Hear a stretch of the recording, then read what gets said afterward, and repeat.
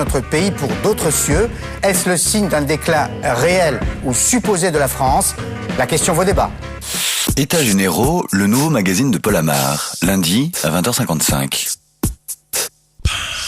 Et c'est sur France 5.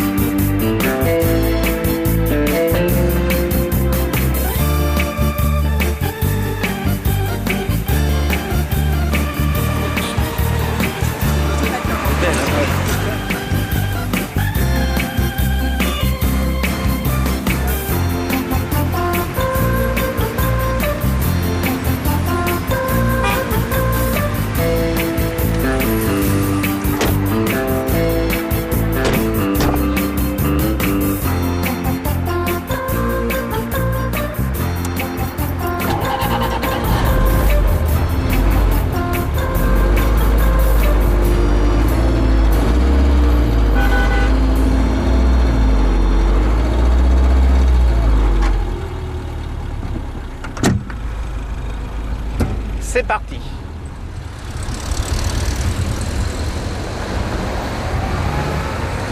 C'est à cet instant que ma mère commençait à chanter. Et Sur la route des vacances. Non, moi, c'est à cet instant, quand les enfants rentraient dans la voiture, qu'on commençait à chanter pirouette, cacahuète, pour qu'ils ne pensent pas au mal de mer.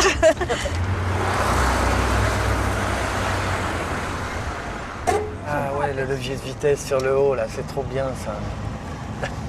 Oui. Voilà. Gros camion. On va freiner. Non mais là c'était un freinage d'urgence. Il faut tester le freinage pour montrer que la DS freine.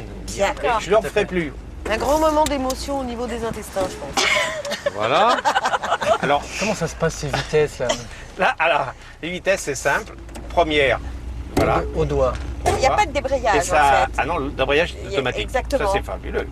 Embrayage Frein, automatique, accélère. c'est-à-dire. Il n'y a pas de Il pédale. n'y a pas de Il pédale. n'y a pas de pédale Ah de oui, débrayage. d'accord. C'est une boîte de vitesse semi-automatique. Donc c'est exactement la voiture de papa. Ah ben oui. Dès les premières DS, c'est comme ça. Ah oui, oui, oui. Oui. La DS est sortie au Salon de Paris le 6 octobre 55 avec la boîte de vitesse semi-automatique. Comment C'était une nouveauté?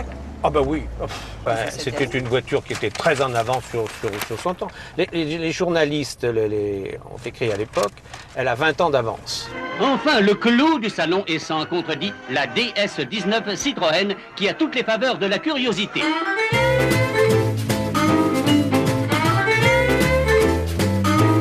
Ligne hardie et visibilité panoramique. Vaste mât d'arrière.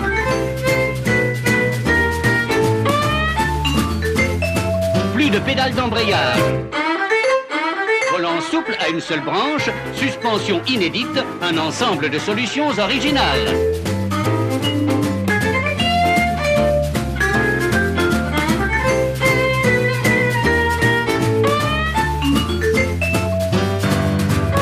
boîte de vitesse semi-automatique, puisque vous posez la question. Direction assistée. Direction assistée, on tourne. Direction assistée, c'est fabuleux aussi. Non, à non, ça l'époque. c'est... Il n'y avait ça, pas de surtout voiture à pour se garer. direction. À l'époque, on se faisait des bissades, Ah oui. quand on tournait le volant. Alors, freinage assisté, tu as vu, avec frein à disque à l'avant, ça aussi, c'était une nouveauté. Beaucoup de voitures avaient des freins à disque à l'avant. Et puis La suspension, évidemment. Et puis la suspension. à suspension hydropneumatique à hauteur constante. Alors ça aussi, c'était du jamais vu. L'élasticité de l'air et la souplesse de l'eau sont associés pour votre confort dans la suspension hydropneumatique. Le jeu contraire de ces éléments maintient la carrosserie toujours horizontale.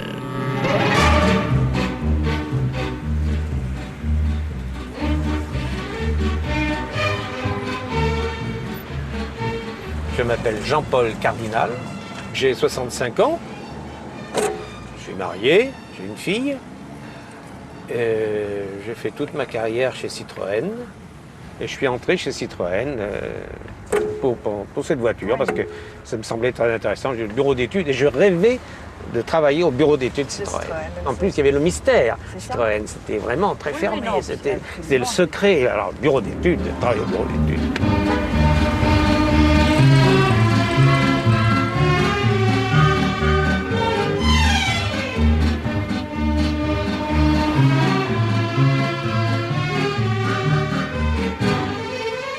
J'imagine la joie du père de famille, ou je sais pas quoi, le jour où il s'est acheté sa DS quand même. Ah oui. Dans les années 60. Ça, c'est vraiment... Ah oui.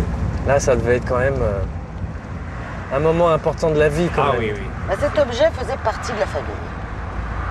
Elle n'était pas traitée seulement comme un objet. Elle était traitée comme quelque chose de très très important. En tout cas, dans ma famille, c'était une voiture qui avait sa place. Moi, je me rappelle, mon mari me disant toujours, ne claque pas la portière, ça n'est pas une 2 chevaux. Mon mari aimait beaucoup Citroën. Ça devait être en 63, on a acheté la DS.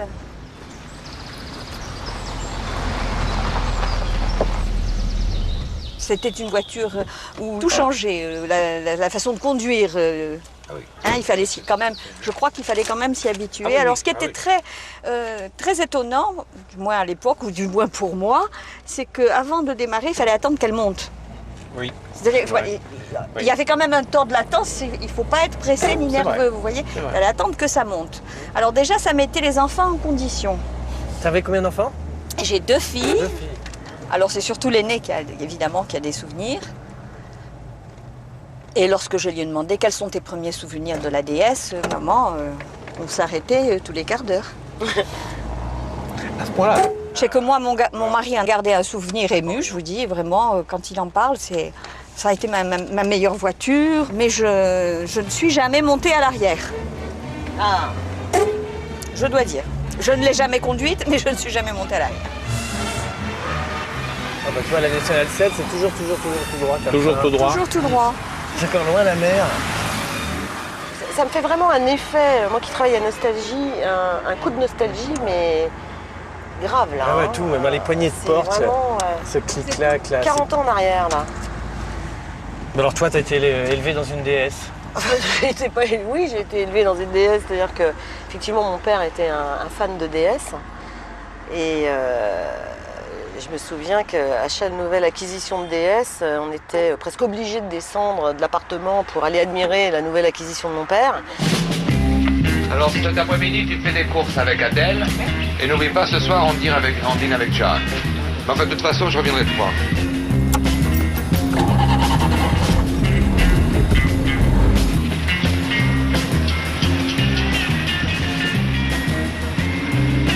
Oui, et alors non, ce que je voulais dire aussi, c'est en remontant dans cette DS, parce que je crois que je ne suis pas remontée dans une DS depuis cette époque-là, c'est la perspective, la taille de la voiture. Pour moi, c'était un camion, cette voiture. C'était une énorme voiture.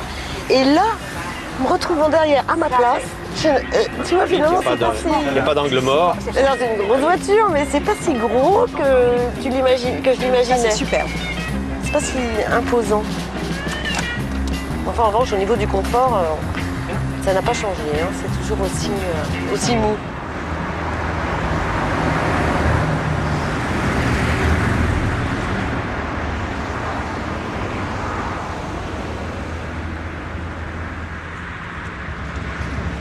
Ça le fait de passer en DS à Orly. Ça fait très années 60 Orly, là, Ouais. la Oui, déesse tout à qui fait. passe à Orly.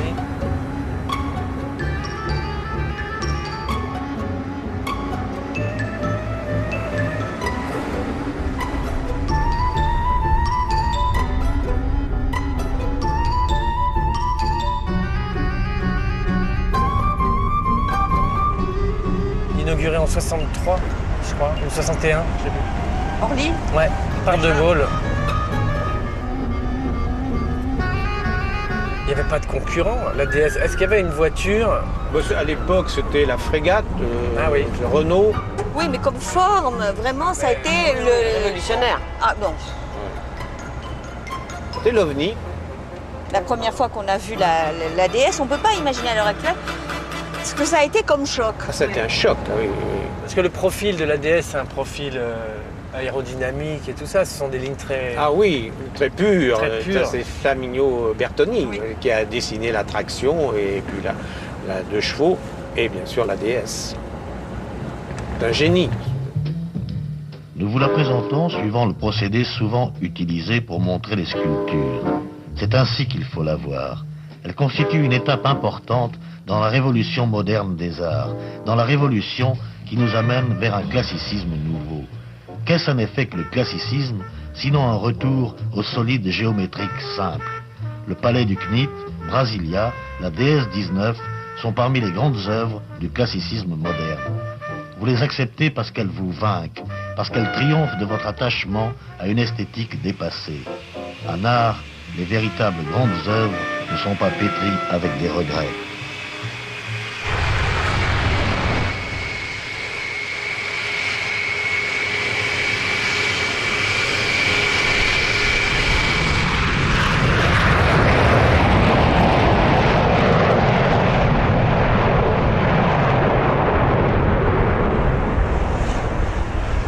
Donc je me présente, d'accord? On attend, on dit rien, mais...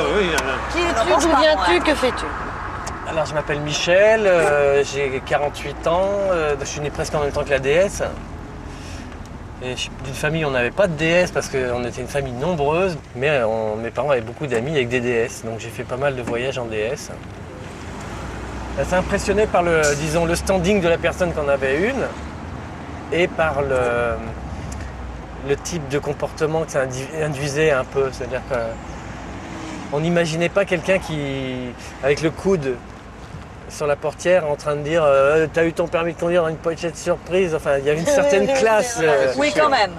La DS induisait une certaine classe de comportement. Et mon premier souvenir de DS, c'est un ami de mes parents qui nous a emmené, moi et un de mes frères, faire un tour comme ça.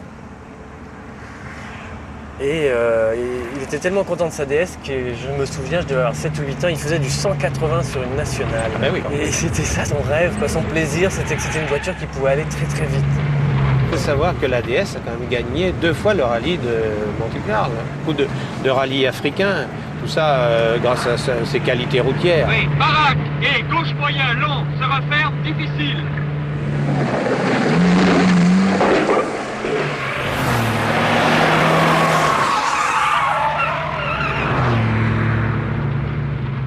La DS pour moi c'était quand même la voiture du médecin, la voiture du notable, la voiture du préfet, la voiture du cadre supérieur quand même. Il y avait ce côté-là donc. Et d'ailleurs, voilà, je trouve j'ai pas l'image de la DS récupérée après par des familles d'immigrés en route pour le Maroc avec 12 matelas. Hein, c'est vrai que ça t'arrive. Puis même dans les années 70, disons les hippies, les babacools, ils n'avaient pas de DS parce que c'était pas... C'est trop bourgeois. La DS, c'était pas une voiture familiale. C'était pas une voiture qu'on chargeait jusqu'à la gueule avec les matelas sur le toit. Ah si, moi c'est un synonyme. La DS pour moi était un vrai synonyme de vivre les vacances. Parce que moi j'habitais en province, dans une petite ville de province qui s'appelle Thionville. Et c'est vrai que justement à l'inverse, c'était une voiture qui n'était pas chargée, il n'y avait pas les balises sur le toit et tout, mais qui était vraiment synonyme de vacances. Et on partait, c'était carrément un cortège de DS, parce qu'il y avait mon oncle avec sa DS, il y avait mon père avec sa DS, puis il y avait un copain à mon père avec sa DS. Quand on sortait de l'Est, à l'époque c'était quand même le pays de la sidérurgie, avec des villes qui étaient des villes ouvrières, à Gondange, à Hayange, qui étaient des villes, mais dortoirs. Et c'est vrai que quand on traversait ces villes, c'était vraiment la route des vacances. Quand on sortait d'une fumée quand même qu'on ne voyait plus. Voilà.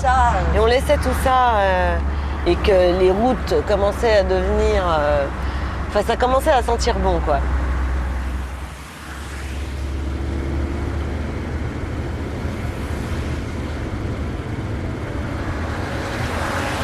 C'est maintenant 13h et vous écoutez France Inter. Édition 13h. Beaucoup nous écoutent aujourd'hui en voiture. Ce 1er août, c'est pour des milliers de Français le début de 30 jours de vacances tant attendu. Mais pour savoir qu'il y a un accident. Oui, il y a quelque chose parce que c'est pas possible. Je m'appelle René Dumouriez qui se trouve au PC du fort de Rosny. Le problème, c'est qu'à partir de maintenant, ça ne bouge plus. Une accalmie à cette heure-ci à l'heure du repas et il n'y a pas d'accalmie et donc les bouchons restent les mêmes. Sur la nationale 10 à Chartres, Châteaudun, Blois, Poitiers, Angoulême, Saint-André de Cutzac. Sur la 20 à Vierzon, Salbris et Issoudun. Puis en direction du sud, au bouchon également sur la nationale 7, Saulieu, Sennecey-le-Vent, Tournus et Crèche. Voilà. Bien, alors nous retrouvons évidemment...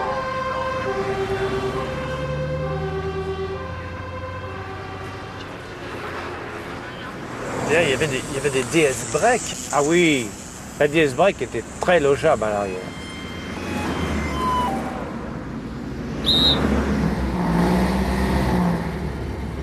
Il y avait des DS qui ont été décapotables à un moment donné.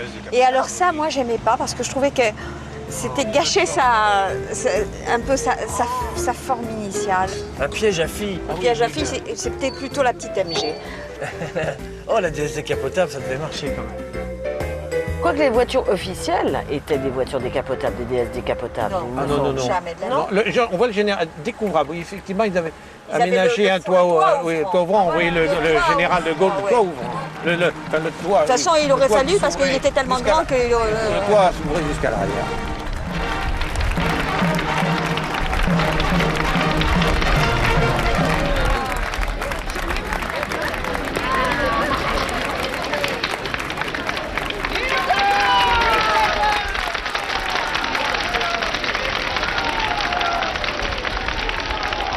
Je me souviens de son voyage officiel à Angers.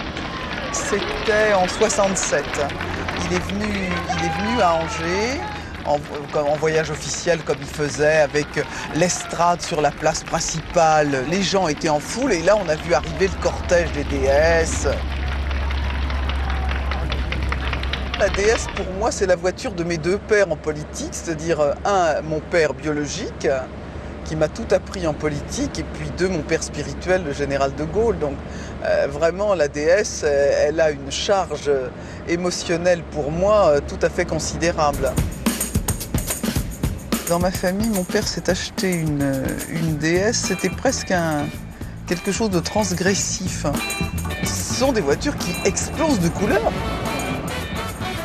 On a des bleus, des aubergines, des verts wagons. Et la première chose que fait mon père qui quitte des voitures noires, c'est de s'acheter une voiture bleue avec un toit crème. C'est une révolution extraordinaire. Votre père utilisait sa voiture? Oui, alors mon père utilisait sa voiture, bien entendu, pour faire ses tournées électorales. Évidemment, c'était l'époque, hélas, où on collait encore. Mais mon père, à l'arrière de sa DS, avait installé une sorte de mini-laboratoire. Donc il avait mis des espèces de petites armatures en bois dans lesquelles il y avait une logette. Voilà, il y avait une logette à l'arrière de la DS pour les affiches, une pour le pot de colle, une pour les pinceaux avec des espèces de garnitures qui empêchaient évidemment de salir les choses, et ça lui permettait de faire de la rectification de collage. C'était du fignolage. Voilà, c'était la DS nous permettait le fignolage. J'étais fier que mon père roule en DS. Bien sûr. J'étais très fier. Pour moi, il était un homme... ça a été pour moi aussi un facteur d'adhésion à lui, parce que c'était un homme qui se mettait résolument dans la modernité en achetant cette voiture, et c'était un élément pour moi de complicité. Donc c'était vraiment une nouvelle époque qui s'ouvrait à nous. On changeait le franc, les anciens francs passaient en nouveaux francs, c'était le programme aéronautique, la Caravelle, c'était le programme électronucléaire français, la France rentrait dans l'ère de la modernité et on n'imagine pas, je crois maintenant, à quel point une voiture a pu marquer l'entrée dans une nouvelle ère politique. Vraiment, pour moi, la DS, c'est 58. C'est l'arrivée du général de Gaulle au pouvoir. Avec l'aspect tragique, parce que l'attentat du Petit Clamart, il est quand même étroitement connoté à la DS. C'est ici que s'est déroulé à la nuit tombante l'attentat contre le général de Gaulle. Sa voiture filait à 100 à l'heure vers l'aérodrome de Villacoublay lorsque les tueurs déclenchèrent leur tir. L'enquête devait révéler que 3 rafales au moins fusèrent de part et d'autre de la route suivie par le chef de l'État. Le nombre des balles relevées sur les lieux de l'attentat est tel qu'on peut dire que le plan des conjurés n'a échoué que par miracle. 6 balles ont atteint la déesse présidentielle, dont une a traversé la carrosserie du côté où se trouvait le général de Gaulle. Tandis que l'enquête commençait pour retrouver les auteurs de cette odieuse tentative d'assassinat, Colombet, les 2 églises, mieux gardées encore, a réservé un accueil inhabituel au général de Gaulle qui a assisté à la messe comme chaque dimanche.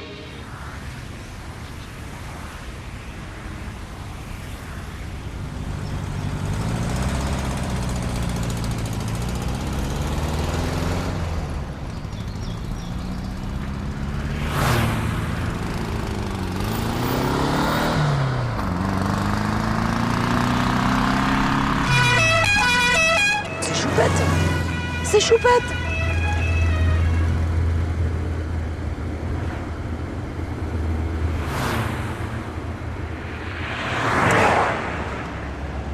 Ah, t'es chiante, tu prends toute la place. Oh bah dis donc, je t'en prie.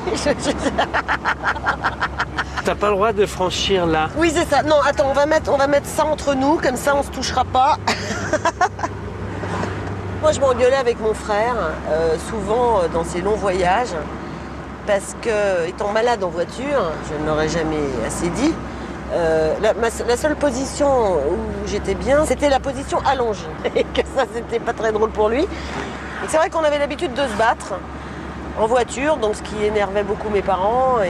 Et mon père s'arrêtait. Il nous engueulait.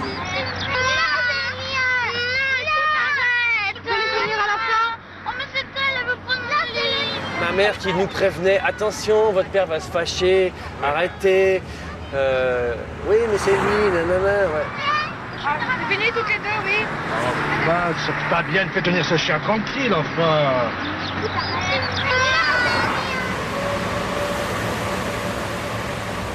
« 320 km, on n'y sera jamais pour 18 heures. Si on n'avait pas perdu tout ce temps à changer la voiture et à chercher le goûter des petites. » Après une grosse engueulade de papa, maman qui était à côté de papa, c'était un geste tendre, et ça je m'en souviens à l'instant. Oui.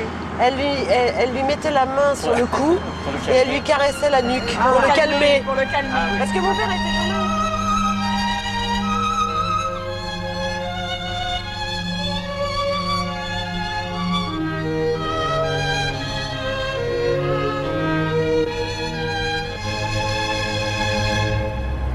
Voilà, j'imagine bien ma mère, au lieu de vous disputer, regardez ce château comme il est beau, ou, tu vois, parce qu'on est... D'ailleurs, c'est vrai, il est très beau ce château. Mais enfin, tout se terminait toujours par des chansons. Bien sûr. Ah ouais. Gaston, il y a le téléphone qui sonne et il n'y a jamais personne à la maison. Tout. Je savais pas venir ça. Je le cherche partout. Je le cherche partout. Ça manque un peu de musique dans la voiture, bon, papa. Alors, Papa ne répond pas. Papa conduit. Papa, s'il te plaît. Absorbé par la conduite. Alors, vous voulez la radio? Est-ce que tu as amené le mini-cassette? Ah non. Oh bah écoute, oui, c'est toujours pareil avec toi, on peut pas... Voilà, on te demande un truc, c'est tu l'as votre laissé... mère qui devait s'en occuper. C'est qui devait s'en occuper? Non, maman s'est déjà occupée des valises, du pique-nique. D'ailleurs, quand est-ce qu'on mange? Parce que tout à l'heure, on va attaquer la montagne. On arrive quand? Et la chanson de Nino Ferrer, les cornichons. De la moutarde. Ah oui, j'adorais. De la moutarde. Non, il y en a un que j'aimais beaucoup, c'était Paul Naref. Ah oui. Ah oui. Ah, oui. Oui, tu as raison. oui. Paul Naref. C'est une poupée qui fait... Non, c'était comment? Oui, c'est ça. Qui fait... Non, non, non. Toute la journée, elle fait non, non, non, non, non. J'aimais bien Alain Barrière. Un fait pour Alain Barrière. Alors Alain Barrière. Alors Alain Barrière. Ma vie, non. Ma vie est arrivée sans se presser. Et il a chanté aussi Le beau très Zorro, joli, qui a été le repris grand après. Zorro, avec Le lion est son mort ce cheval soir. et son grand chapeau.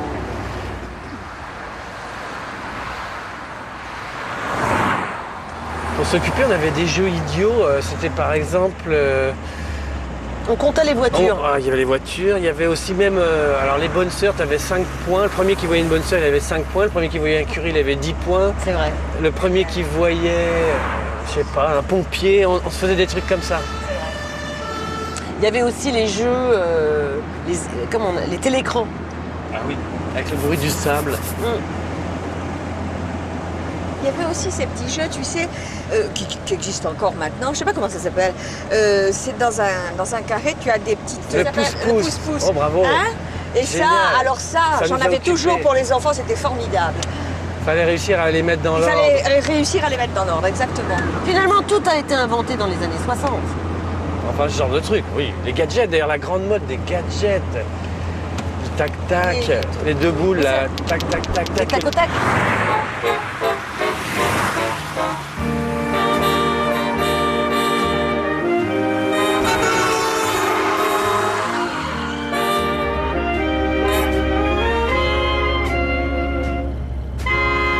C'est vrai que quand j'avais 25 ans, avec les beaux cheveux bruns, j'avais un certain succès auprès de la gente féminine. Je l'avoue.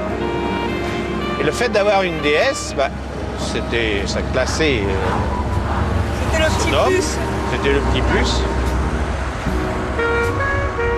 Tu as quelques détails Ah non, non, non. non blonde, pas de détails. brune, rouge.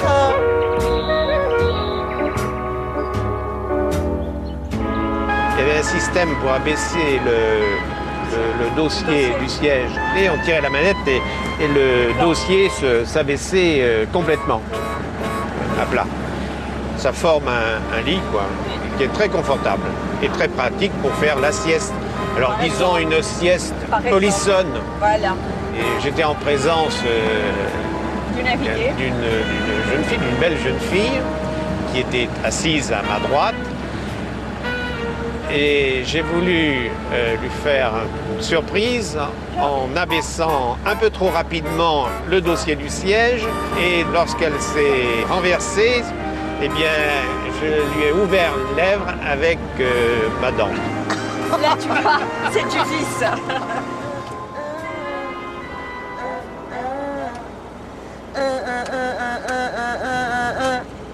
Quelque chose qui m'inquiète. Ah non. J'ai un témoin, le témoin de charge batterie qui vient de s'allumer. Et alors?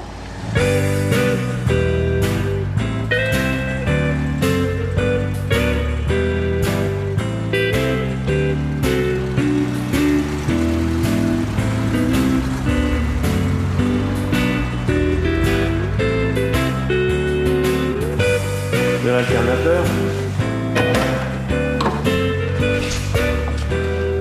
Attendez. Ah ben, c'est un système que j'ai bien connu. Voilà. Donc on a gardé. Oui, j'ai connu ça au bureau d'études et après à l'après-vente. Bah, je pense que c'est une cosse à la sortie du alternateur qui était peut-être un peu... Ah ouais. Peut-être C'est celle-ci, là, avec- l'excitation d'alternateur, Ouais. peut-être. Ouais. Vous voulez que j'essaye là? Oui.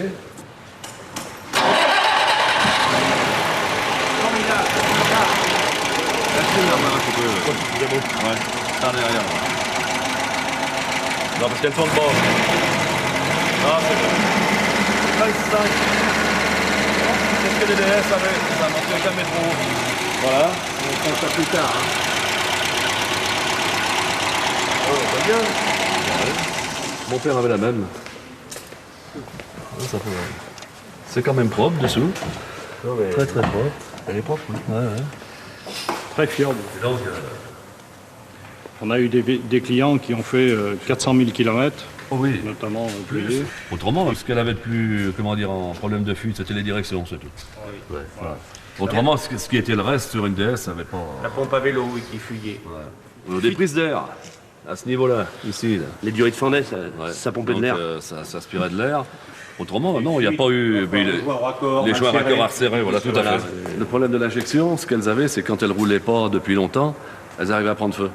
Parce que les durites séchaient, et comme la pompe poussait à 2 kg que le gars démarrait, avec les étincelles, hop, les voitures prenaient feu. C'est de la mécanique. C'est de la mécanique, là c'est de l'électronique. Voilà. Ouais. Là c'est mécanique. Moi avec mes mains, je vais tout faire sur la mécanique. Parce que sur les véhicules maintenant, c'est tout concentré, c'est tout serré. Tout est serré. Il y a en capteur, en sonde, le moteur, il y en a partout, quoi. Enfin, la grosse amélioration, c'est l'électronique. Ouais.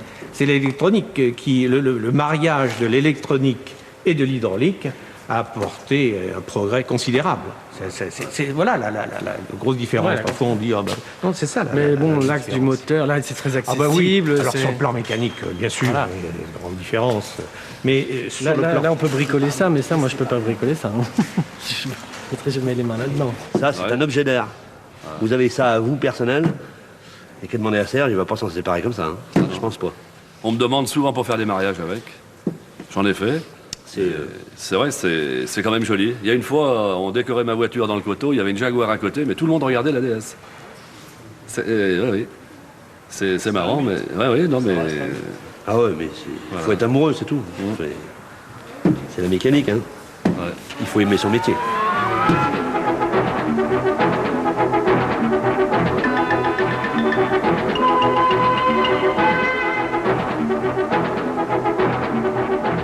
On va passer dans les... Là, ça la région à vomi, là, parce que ça... Là, et on peut pas se tenir en plus, il n'y a pas de truc pour se tenir.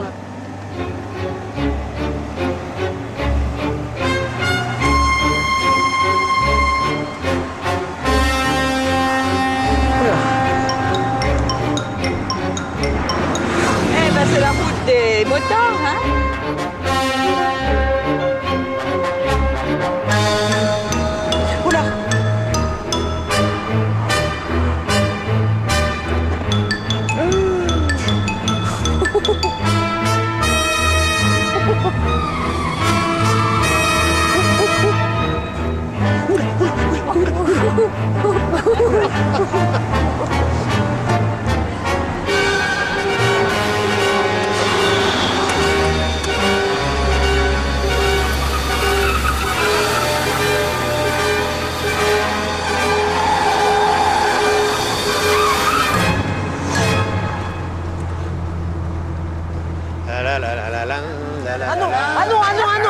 Ah non, Daddy, non. Ah non, Daddy, please. Non, mais alors papa, il avait quand même une technique, Jean-Paul, excuse-moi, oui. Que tu n'as pas pendant les virages, parce que lui, il faisait attention à ses enfants. Qu'est-ce qu'il faisait? Il était attentif au fait que sa fille était bien malade en voiture. Et alors, il avait l'habitude de bouger le volant, tu sais, en saccadé comme ça, mais doucement, pour aborder les virages. Il tournait le volant, comment on peut dire, comme ça, quoi. Plus doucement? Non, plusieurs fois, c'est-à-dire un petit coup, deux coups, trois coups. Ah oui, oh non, moi je tourne ça progressivement. Et comme ça amortissait un peu le... Ah, tu crois? Vous n'avez jamais vomi en voiture? Moi vraiment, non. Vraiment? Moi non. Moi non, la voiture? Les enfants, oui. Non, surtout ma fille. Moi, un bateau, oui. Oh, ça, c'est le traumatisme de l'enfance, hein. C'est quand même... En voiture, non. En DS, oui, ça m'est arrivé. Pourtant, j'ai fait des dizaines de milliers de kilomètres en DS. Ah si, moi, mon papa s'arrêtait sur le chemin, on avait juste le temps d'ouvrir la porte. C'est-à-dire que c'était même pas dire, bon, allez, on l'emmène un petit peu plus loin pour que, justement, personne ne la voie. Ça, c'est l'horreur. C'est abominable. Ah, l'odeur, c'est terrible.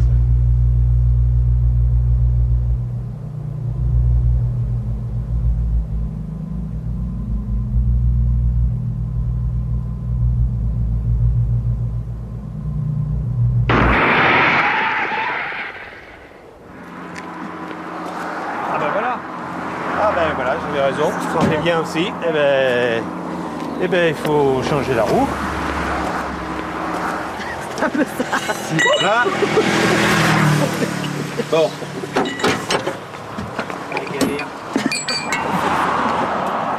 C'est un type d'un raider. Je te donne une chose. Sûrement. Pas à quoi ça sert, mais...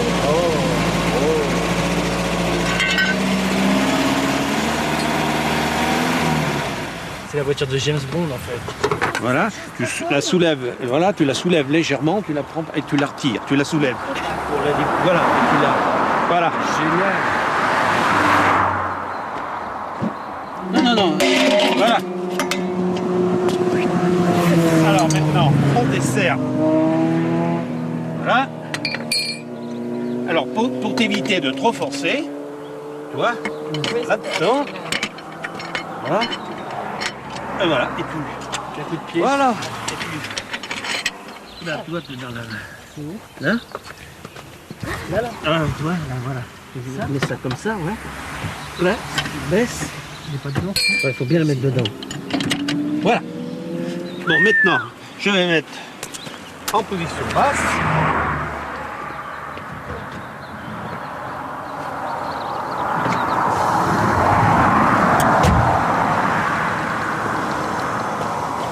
Et le miracle va s'accomplir. Aux roues, lève-toi.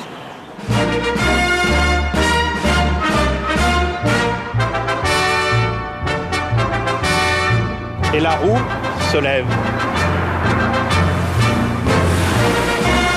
Pourquoi s'en priver? Puisque ça existe, on peut monter la voiture, on peut la descendre. Donc c'était astucieux de trouver ce système.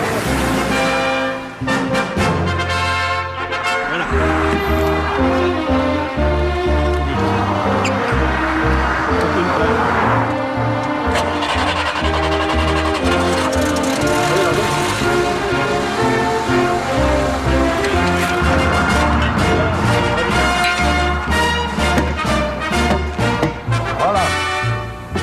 Un avion sans ailes.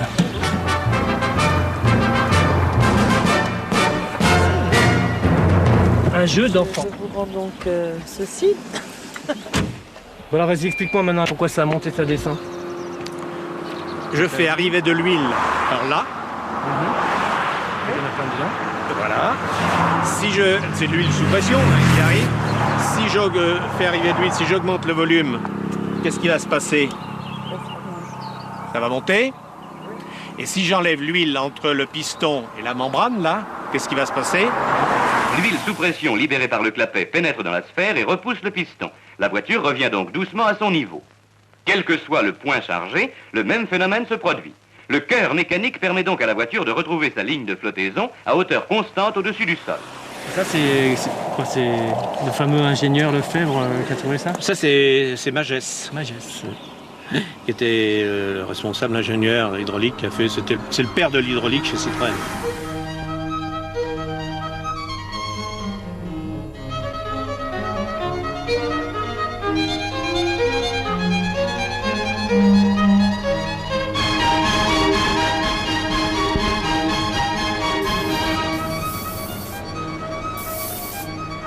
Ah oui, oui. Ah, très bien. Là, on est déjà plus au sud de Lyon, je pense. Ah oui, on est bien au sud de Lyon. D'ailleurs, ça se voit avec les tuiles. On est dans le pays des tuiles.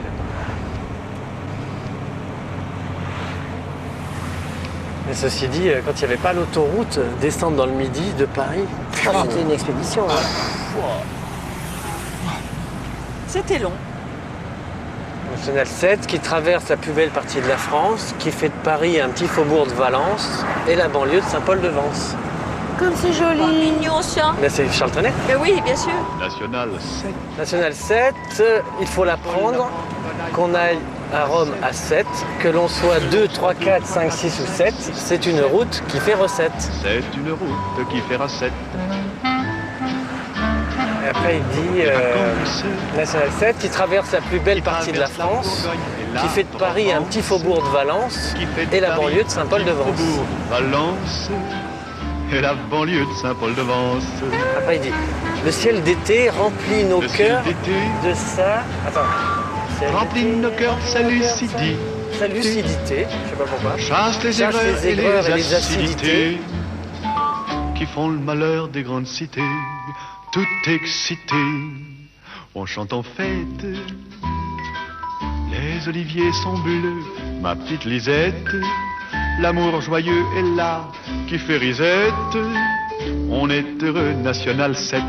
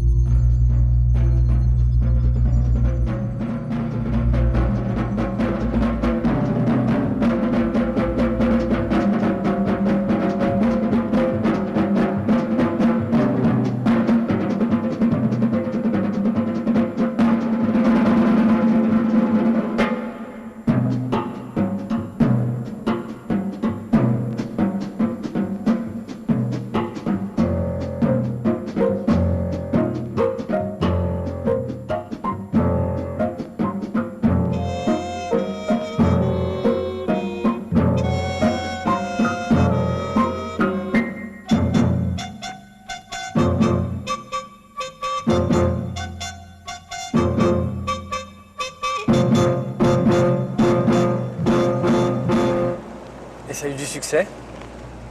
Ah oui, ça a été très apprécié par la clientèle.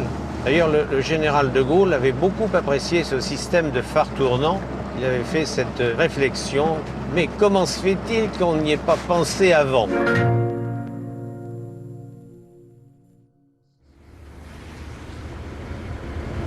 Moi, je ne partais pas en vacances avec mes parents. Mes parents ne prenaient pas de vacances. Mon père était artisan menuisier, il travaillait, il ne prenait jamais de vacances. Ah bon?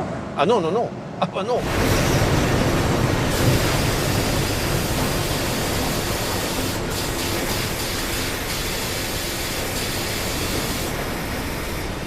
Le monde de l'usine, ça devait être fascinant. Tu arrivais de ta campagne, il y avait combien d'ouvriers à Citroën? Des milliers? Ça, j'avoue que ça a été très, très difficile au départ. Quand tu arrives dans une usine de la dimension de Citroën, parce qu'il y avait plus de 6000 personnes, il y avait 12 000 personnes avec Javel où on fabriquait la DS, il y avait Gutenberg où on fabriquait les moteurs, Saint-Charles où on fabriquait la boîte de vitesse, tout le 15e c'était Citroën, quoi. Mais quand tu arrives dans une usine de cette importance, tu fais tout petit. Hein. Opération Portes ouvertes à Javel, où pour la première fois depuis la guerre, Citroën reçoit la presse dans son usine à l'occasion de la sortie de sa millionième voiture drapeau. L'injection électronique est le dernier perfectionnement technique de ce modèle qui voit le jour 14 ans après l'apparition de la première DS au salon, comme le temps passe.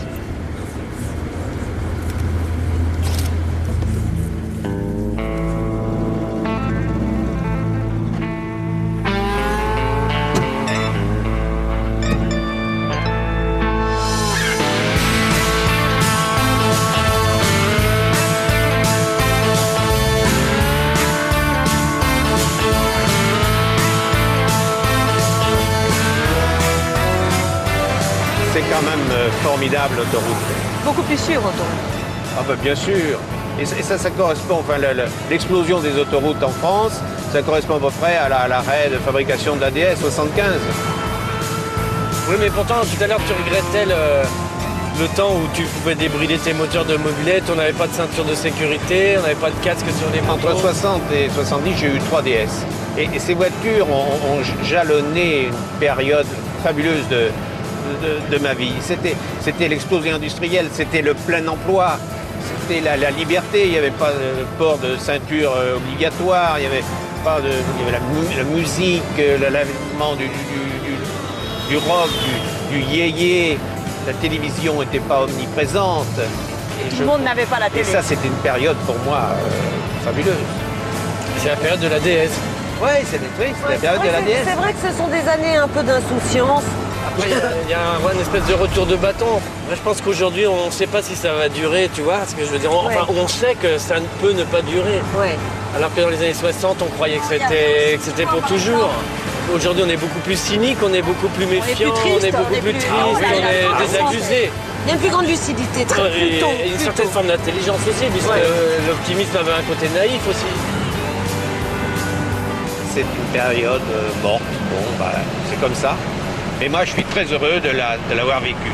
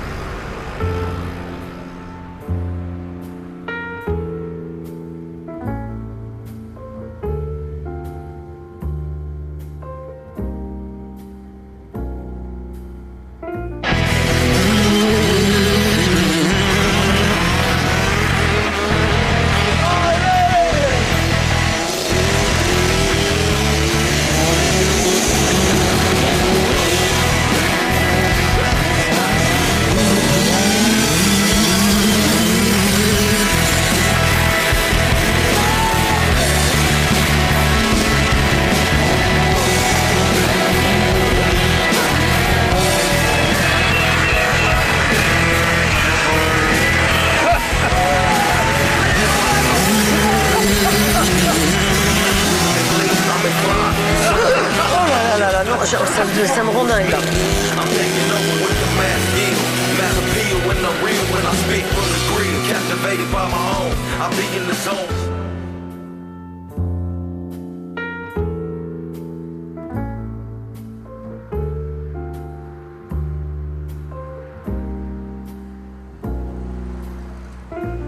Comment ça s'est arrêté l'aventure de la DS, l'aventure industrielle et commerciale? La DS s'est arrêtée en 1975, au bout de 20 ans. C'était 20 ans de production.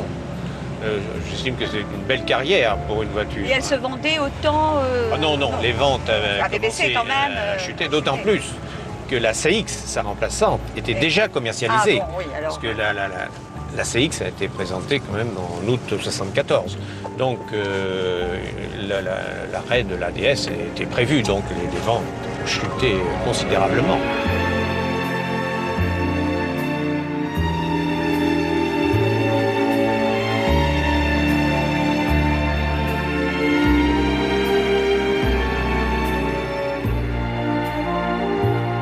Puis après, l'usine a été démolie, quoi.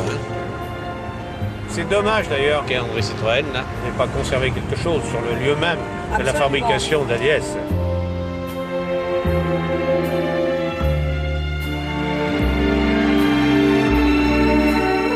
Ça sonnait bien. Qu'est-ce que vous avez? Une DS 23 Palace à injection électronique. Ouais. Et avec suspension à hauteur constante. Ouais. Avec les phares qui pivotent dans les virages. Ouais. Direction assistée. Ah bon. Et une boîte de vitesse semi-automatique. Non, arrêtez, c'est trop.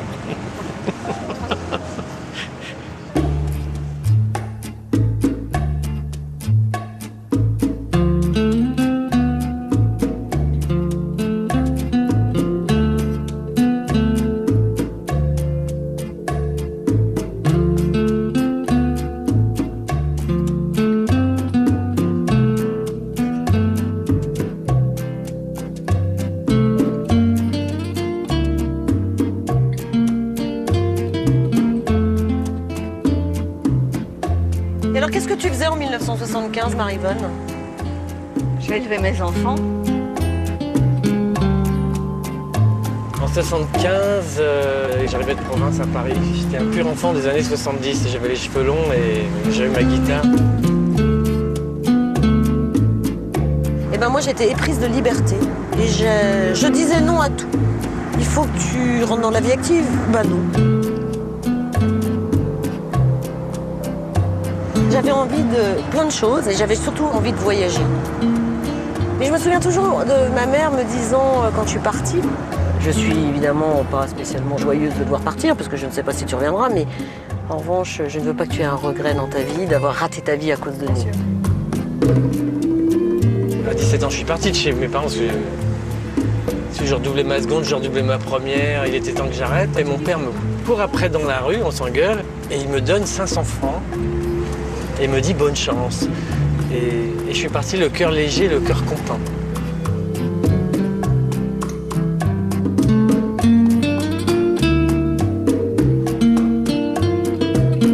Moi, je me souviens que papa, quand il tournait comme ça dans les virages, il klaxonnait. Voilà. Oh, ce klaxon. Oh, c'est le vrai klaxon de la DS. Ah bah oui. Oh, ce son. Quand tu vois la DS et que tu vois ces phares qui pivotent, ça fait penser à des yeux un peu malicieux qui regardent à droite, qui regardent à gauche, qui regardent les voitures d'aujourd'hui et qui leur disent regardez-moi, je suis encore belle. Je suis vivante et vous n'imaginez pas ce que je peux vous apporter.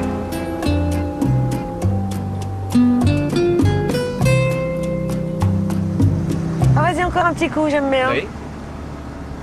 Oh, j'adore. Ah, c'est un klaxon spécial, hein.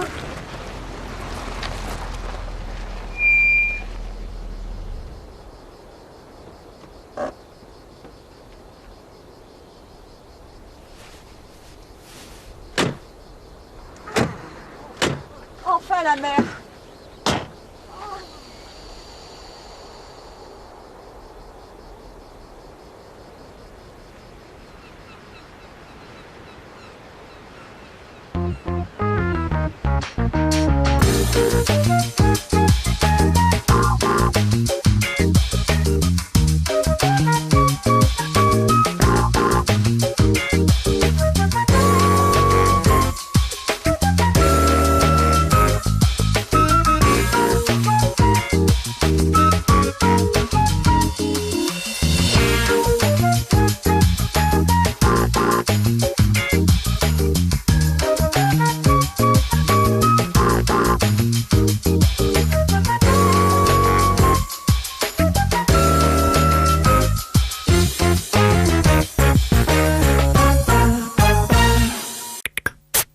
Dans un instant, Quand il fout de mode, fonctionne-t-il en tribu? Comment s'habillent les ados? Eh bien, nous allons essayer de les comprendre et de répondre à toutes ces questions dans l'atelier de la mode, et c'est tout de suite.